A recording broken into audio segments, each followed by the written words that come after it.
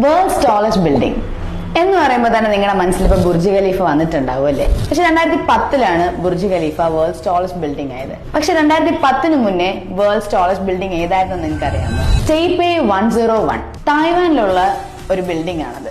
ഈ building locate ചെയ്തിരിക്കുന്നത് തായ്വാന്റെ capital സിറ്റിയായ ടൈപേയിലാണ്. Taiwan എന്ന് പറയുന്ന ഒരു എർത്ത് ക്വേക്ക് പ്രോൺ ഏരിയ ആണ്. ഇങ്ങനെയുള്ള ഒരു ഏരിയയില് ഒരു 509 മീറ്ററോളം പൊക്കം വരുന്ന ഒരു ബിൽഡിംഗ് സ്റ്റേബിളായി നിൽക്കുന്നതിന്റെ ഒരു മെയിൻ റീസൺ എന്ന് പറയുന്നത് അതിൽ യൂസ് ചെയ്തിരിക്കുന്ന ഡാമ്പർ സിസ്റ്റമാണ്.